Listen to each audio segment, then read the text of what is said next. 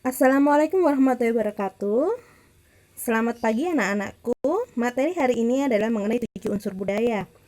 Nah, setelah kita mempelajari apa itu budaya, kemudian 3 wujud budaya, saatnya kita akan mempelajari unsur budaya. Unsur budaya merupakan materi yang penting karena ini berkaitan dengan kehidupan kita selalu.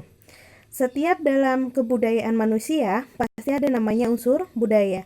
Kegiatan kita atau aktivitas kita selalu bersinggungan dengan unsur-unsur budaya. Nah, 7 unsur budaya itu berisi mengenai satu sistem bahasa. Ketika kita berkomunikasi dengan teman, kita menggunakan bahasa. Entah itu bahasa Jawa, bahasa Indonesia, bahasa Inggris, dan sebagainya. Kemudian yang kedua ada namanya sistem pengetahuan. Ketiga ada namanya organisasi kemasyarakatan. Empat nanti ada yang berkaitan dengan teknologi dan sebagainya. Kemudian ada namanya sistem ekonomi. Ada namanya sistem religi dan sistem kesenian. Nah, materi khusus hari ini adalah mengenai sistem religi. Nanti kita juga akan membahas religi dalam masyarakat itu bagaimana, agama dalam masyarakat itu bagaimana, kepercayaan dalam masyarakat itu bagaimana. Oke, kita mulai dari religi dulu ya.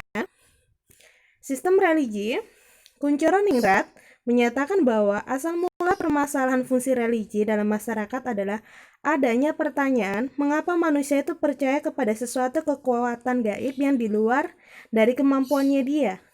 Jadi ada kekuatan supranatural yang dianggap lebih tinggi daripada manusia, dan mengapa manusia, gitu kan ya, kita melakukan berbagai cara untuk berkomunikasi dan mencari hubungan-hubungan kekuatan tersebut. Jadi awal mula sistem religi itu kita berpikiran bahwasanya ada sesuatu kekuatan di luar diri kita, di mana kekuatan tersebut supranatural yang mempengaruhi diri kita, gitu ya. Kita tidak bisa menjangkau kekuatan tersebut. Kemudian manusia berpikir, apa sih kekuatan itu? Nah, kemudian muncullah pertanyaan-pertanyaan mengenai sistem religi tadi. Misalnya dalam memahami unsur religi, sebagai kebudayaan manusia itu tidak terlepas, ya, tidak dapat dipisahkan dari religious emotion atau emosi keagamaan. Nah, sebenarnya apa sih Bu emosi keagamaan? Emosi keagamaan itu adalah suatu getaran jiwa yang dapat menggerakkan manusia untuk dapat melakukan sesuatu aktivitas yang bersifat religi. Jadi ketika kamu sholat, ataupun ketika kamu bagi orang muslim gitu ya, ketika sholat, dia mendengarkan sebuah, atau dia lagi sholat sendiri gitu di tengah malam, sholat tahajud ataupun sholat 5 waktu, kemudian dia merasakan ada getaran dalam dirinya gitu ya, yang berkaitan dengan kekuatan yang di luar dirinya atau supranatural, kemudian mempengaruhi dirinya, bahwasanya merasa dirinya bahwasanya ada suatu kekuatan yang lebih dari diriku. Atau ketika kamu mendengarkan orang lagi mengaji atau lagi sholawat, kemudian tiba-tiba bulu kuduk kamu merinding dan menangis. Nah, ini juga bisa dikatakan sebagai emosi keagamaan. Misalnya dalam orang Islam ya, jadi banyak contoh-contoh emosi keagamaan yang bisa kita lihat dalam kehidupan kita sehari-hari. Nah, unsur-unsur religi itu ada 4. Pertama adalah tempat dilakukannya upacara keagamaan. Misal, kalau orang Islam tempatnya adalah ketika sholat ya di masjid atau di musola. Kalau di rumah ada tempat khusus, katakanlah seperti itu. Kemudian waktunya harus jelas. Misalnya kalau sholat ya 5 waktu, waktunya sudah ditentukan di mana saja. Ada namanya juga sholat Idul Fitri, Idul Adha dan sebagainya. Sudah jelas waktunya di mana. Kemudian kalau orang Tionghoa katakanlah ya sholatnya sembahyang gitu ya, biasanya hari Minggu, katakanlah waktunya hari Minggu, tempatnya di mana, kayak gitu. Jadi unsur-unsur religi ini penting, 4 unsur itu penting, istilahnya tidak bisa dipisahkan satu sama lain. Kemudian ada namanya benda-benda atau alat yang digunakan dalam upacara keagamaan. Bu, kalau benda-benda itu gimana sih Bu? Misal kalau kamu orang Islam, muslimah, perempuan harus memakai yang namanya menutup aurat. Nah, menutup aurat ini bisa menggunakan baju yang menutup aurat atau misalnya memakai mukena dan sebagainya.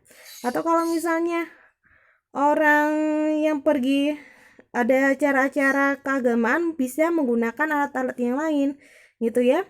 Jadi tidak harus berkaitan dengan pakaian. Misalnya mereka harus punya alat-alat khusus untuk sesajian dan sebagainya.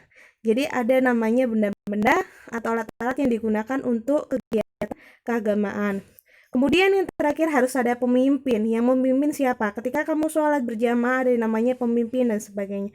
Ketika dalam gereja ada namanya pemimpinnya juga dalam keagamaan. Jadi ada pemimpin-pemimpinnya dalam melaksanakan kegiatan religi tadi. Sehingga unsur-unsur religi ini harus diingat-ingat, tidak boleh terlepas satu sama lain. Jadi ada tempat, waktu, benda, dan pemimpin.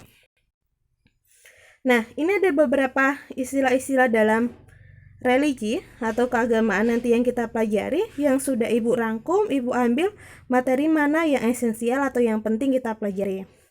Pertama ada namanya dinamisme. Dinamisme, kalau ada isme itu berkaitan dengan kepercayaan. Dinamisme adalah paham kepercayaan bahwasanya benda-benda tertentu itu memiliki kekuatan gaib atau istilahnya memiliki kekuatan supranatural. Mereka percaya hal tersebut. Misal katakanlah mereka percaya bahwasanya keris atau tombak memiliki kekuatan gaib. Misal pada masyarakat Jawa gitu kan ya, percaya bahwasanya keris itu ada suatu kekuatan gaib dan sebagainya. Percaya bahwasanya benda-benda ini memiliki kekuatan gaib. Jadi kata kuncinya adalah benda. Kemudian kedua adalah animisme, kepercayaan kepada roh nenek moyang. Jadi animisme, kata kuncinya adalah roh nenek moyang. Percaya bahwasanya roh nenek moyang itu mempengaruhi kehidupannya dia. Oke, ketiga ada namanya totem. Totem adalah kepercayaan bahwasanya hewan tertentu dianggap sebagai hewan yang memiliki kekuatan. Misalnya dalam beberapa masyarakat tertentu menganggap bahwasanya hewan elang, serigala, dan harimau itu harus dihormati, tidak boleh dimakan dan sebagainya karena berkaitan dengan kehidupan mereka. Atau misalnya ada suatu suku bangsa di mana dia menganggap bahwasanya hewan seperti kadal itu tidak boleh dimakan ataupun dibunuh karena sebagai kepercayaan mereka, dewa mereka dan sebagainya. Nah, jadi dinamisme berkaitan dengan benda, animisme berkaitan dengan roh, totem berkaitan dengan hewan. Kemudian namanya sinkretisme. Sinkre itu nama adalah artinya perpaduan, percampuran, paduan. Suatu proses perpaduan dari beberapa paham atau aliran agama atau kepercayaan. Misalnya, di Indonesia ada namanya Hindu-Buddha. Ketika Hindu masuk ke Indonesia, kemudian Buddha menyusul ke Indonesia, kemudian mereka gabung menjadi satu, menjadi Hindu-Buddha. Jadi perpaduan antara ajaran Hindu dan Buddha kemudian menjadi Hindu-Buddha. Katakan seperti itu. Ada juga yang namanya Islam Kejawen, gitu ya. Dulu masyarakat percaya dengan agama Hindu, kemudian agama Islam datang, kemudian dipadukan menjadi suatu Islam Kejawen, terutama pada masyarakat Jawa gitu ya. Mereka punya kepercayaan namanya Islam Kejawen, perpaduan antara Hindu dan Islam. Nah, itu namanya sinkretisme. Jadi sinkre adalah perpaduan. Kemudian ada namanya politeis. Poli itu banyak, berasal dari bahasa Latin. Artinya bahwasanya politeisme adalah kepercayaan yang menganggap bahwasanya Tuhan atau dewa itu banyak. Jadi dia percaya bahwasanya pada dewa-dewa yang jumlahnya banyak, bukan hanya satu. Sedangkan mono itu satu, adalah agama atau kepercayaan kepada satu Tuhan. Jadi misal katakanlah pada masyarakat Islam atau masyarakat pada masyarakat yang memiliki agama Islam atau Kristen, dia percaya bahwasanya Tuhannya hanya satu. Nah, itu dinamakan dengan monoteisme. Nah, materi selanjutnya adalah apa sih perbedaan agama samawi, agama atau langit atau wahyu, dan agama bumi atau yang disebut dengan ardi. Sebenarnya kita juga akan belajar bahwasanya di Indonesia itu ada 5 agama. Tapi karena Ibu merasa kalian sudah belajar hal tersebut di SMP, terutama pada pelajaran PPKN, maka saya singkat langsung ke pelajaran sebenarnya apa sih perbedaan agama samawi dan agama bumi, gitu ya. Agama samawi atau agama langit atau agama wahyu, gitu ya. Jadi ada 3 nama. Kemudian agama ardi atau agama bumi. Perbedaannya apa sih, Bu? Samawi itu biasanya berasal dari zat yang maha tinggi, agama langit, gitu ya. Sedangkan agama ardi adalah berasal dari pemikiran manusia. Samawi itu contohnya adalah Islam, Kristen, gitu kan ya. Kalau ardi biasanya dalam masyarakat adalah Konghucu dan sebagainya. Jadi nanti bisa dilihat di Google perbedaan agama samawi dan agama bumi. Nah, agama samawi Karena berasal dari zat yang maha tinggi, maka disampaikan oleh Rasul, di mana Rasul akan menyampaikannya melalui kitab. Dan kitab itu tersebut keontentikannya itu tetap, dalam artian tidak akan berubah zaman. Jadi kitabnya akan tetap seperti itu. Misal dalam Islam Al-Quran kitabnya gitu ya, sampai zaman berapapun gitu kan ya, Al-Quran itu akan tetap tidak akan berubah isinya. Kayak gitu. Jadi tetap isinya seperti ini, ajarannya seperti ini, karena berasal dari Tuhan yang disampaikan oleh Rasul. Sehingga ajarannya adalah tahan terhadap kritik. Gitu ya, tidak terpengaruh oleh perubahan masyarakat. Dan kebenaran ajarannya dasar terhadap uji dan kritik dari masyarakat. Karena ini berasal dari Tuhan, gitu ya, berasal dari zat yang maha tinggi, maka sistem berpikirnya tidak akan sama dengan sistem berpikir masyarakat. Karena tujuannya dulu adalah ketika Islam datang gitu kan, membawa kitab tersebut, tujuannya adalah untuk merubah perilaku masyarakat yang dari buruk menjadi yang baik. Ini contoh ya, jadi agama samawi itu ada yang namanya Islam, Kristen, kayak gitu dan sebagainya.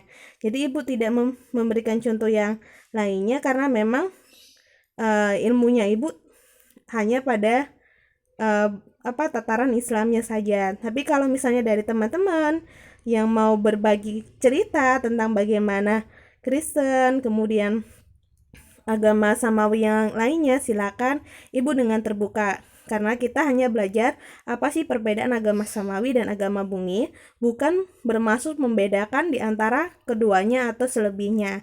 Jadi tujuannya hanya kita belajar apa yang disebut dengan agama samawi dan agama ardi. Ini pun berdasarkan sumber yang ibu dapatkan dari buku, internet, dan sebagainya. Nah, sedangkan agama ardi tadi, kita balik topik ya, berasal dari pemikiran manusia, gitu kan, disampaikan oleh pemimpinnya. Pemimpinnya itu bukan Rasul dan Martian gitu kan ya, tidak memiliki kitab suci. Kalaupun ada kitab suci, keontentikannya dapat berubah sesuai dengan perubahan, karena yang berpikir atau membuat kitab sucinya adalah bukan dari zat yang maha tinggi, tetapi adalah manusianya. Kayak gitu, sehingga mengapa agama ardi itu bisa dikatakan sebagai agama bumi atau agama budaya. Karena kalau budaya itu berasal dari manusia. Nah, kemudian dia sangat terpengaruh dari perubahan masyarakat dan tidak tahan dengan kritik akal manusia. Kadang dipertanyakan kenapa, karena yang membuat adalah dari manusia tadi, sehingga bisa istilahnya terpengaruh oleh perubahan masyarakat.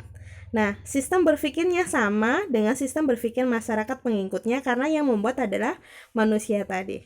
Jadi gitu ya, perbedaan agama samawi dan agama ardi ini pun berdasarkan sumber rujukan yang saya ambil dari buku dan internet. Nanti kalau misalnya minta sumbernya di mana, saya akan berikan. Oke, itu aja dari saya. Kalau ada pertanyaan silakan tulis di kolom WhatsApp grup gitu kan ya, di kelas kita, atau di bawah video ini boleh.